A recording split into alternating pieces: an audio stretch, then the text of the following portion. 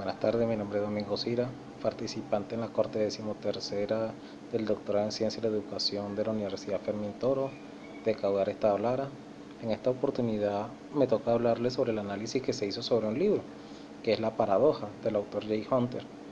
Para hacer este análisis, primeramente hay que partir de lo que es el contexto, y ese contexto, esa crítica que se le hace a este postulado, tiene que ver primeramente con la biografía de este autor. ¿Quién es Jay Hunter? Jay Hunter es un CEO, lo que en el Spanglish o su abreviatura de lo que es un consejero industrial o un consejero ejecutivo industrial de organización, que es un CAO.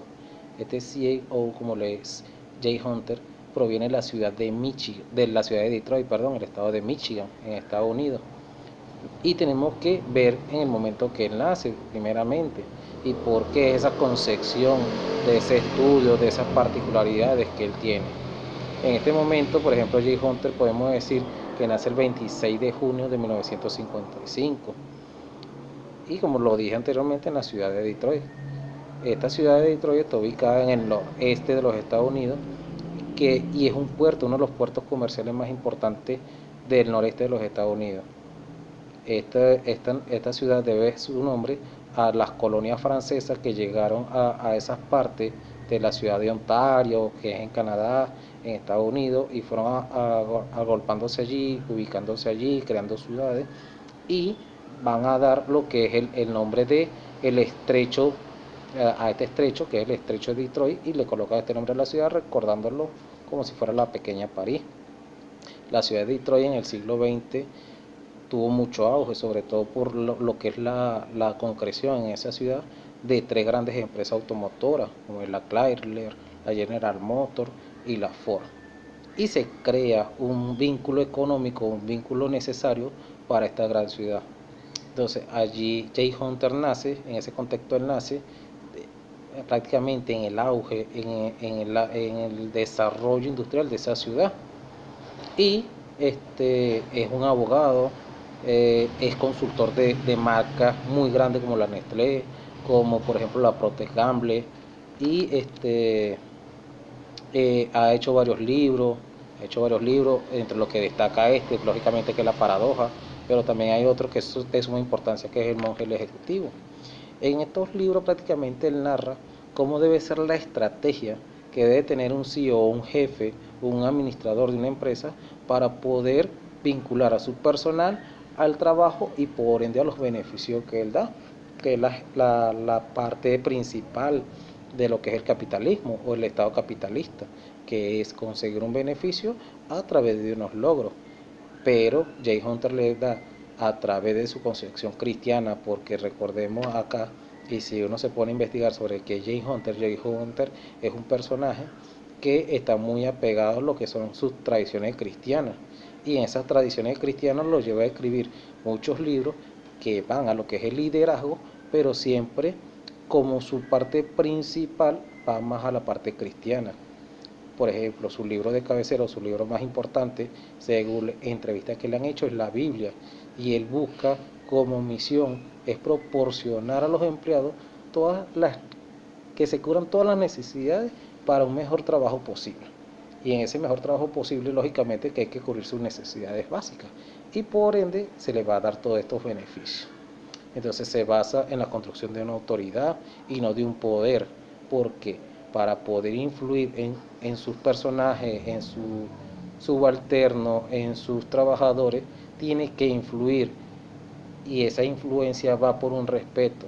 Esa influencia no es algo que se logra a través de amenazas o de subvenciones o prácticamente la ley de la zanahoria y el garrote, no, sino a través del ejemplo, de la moral, de la buena costumbre que debe tener un líder. Un líder es un guía, es un acompañante que va a sentar las bases para que sus empleados le sigan.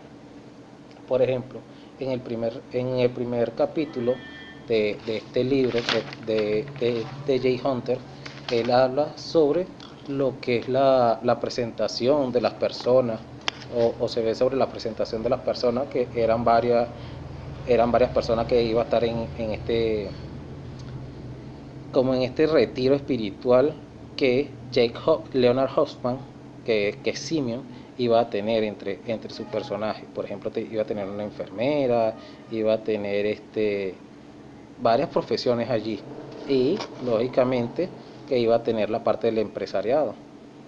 Y allí se presentan esos líderes de organizaciones de base que van a ese proceso de 7 días de convivencia juntos, y que lo va a llevar a conocerse a cada uno de ellos.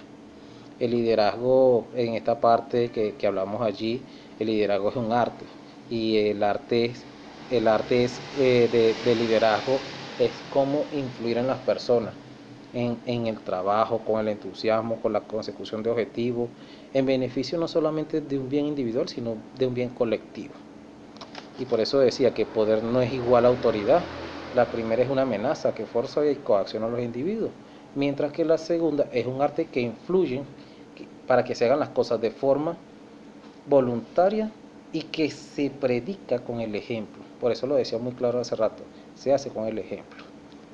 Eh, Allí hay que definir, por ejemplo, que se busca, un líder tiene que cumplir con varias características: tiene que ser honrado, tiene que ser honesto, tiene que ser digno de confianza, estar pendiente de los demás, estar comprometido, ser atento.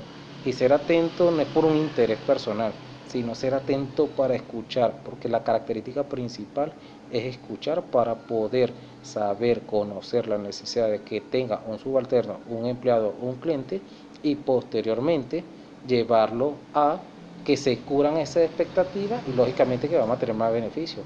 En el ámbito educativo también es igual. En el ámbito educativo nosotros tenemos que escuchar a nuestros docentes, a nuestros representantes, a los compañeros de trabajo, para crear un entorno de trabajo que sea cónsono y adecuado a nuestras realidades. Tiene que ser un animador de las personas, y no es que va a ser un porrista de que todos lo va a aplaudir, no, sino que tiene que animar a que si alguien se equivoca, que lo corrija y lo haga mejor, lógicamente, pero tiene que exigir, y esa exigencia tiene que ver con particularidades. Mucha gente dice que el docente tiene que ser un facilitador. Yo creo que no tiene que ser un facilitador, tiene que ser un guía, porque todo fácil no cuadra, todo fácil no se logra. Entonces, ese rol de facilitador, por ejemplo, en mi ámbito muy personal, no lo creo que se le deba llamar a un docente facilitador. Tiene que haber un nivel de exigencia para que las personas puedan cumplir sus expectativas de forma capaz e idónea. Tener una actitud positiva y apreciar a la gente. Una persona que no tenga aprecio hacia sus compañeros no puede ser un líder. Si una persona no aprecia lo que hace, no puede ser un líder. Y en ese ámbito se va reflejando todos estos puntos, pues, de lo que trabaja Jane Hunter en su libro. Por ejemplo, en la parte número 4, por ejemplo, que es el verbo amar, él dice que el amar no es un sentimiento, el amar de un líder no tiene que ser igual un sentimiento de esos de emocional, sino que tiene que ser un sentimiento que vaya más allá. Y explicaba, por ejemplo, en su libro, que es como lo que había dicho Jesús en una de sus parábolas, que era amar al prójimo como a ti mismo.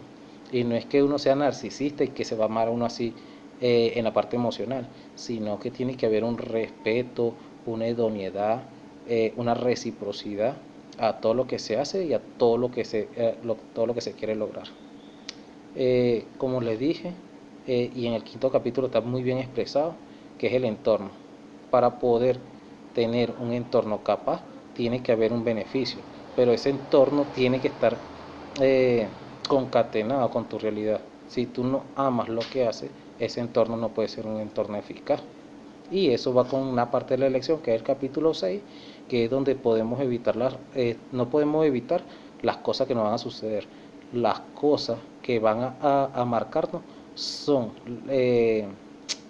la importancia o la relevancia que nosotros le demos a ese hecho. Si nosotros nos ahogamos en un vaso de agua, lógicamente que nos podemos ahogar allí y podemos morir en ese intento. Pero si lo agarramos, las cosas malas que nos suceden, y lo tomamos como un experimento o como una experiencia que nos va a permitir solucionar otras, adelante. Y eso tiene que ver con los resultados, que es lo que expresaba en el capítulo 7. Entonces, hay muchos aspectos que hay que tomar, porque lo que es el concepto de paradoja tiene que ver con el sentir y el quehacer. Muchas gracias.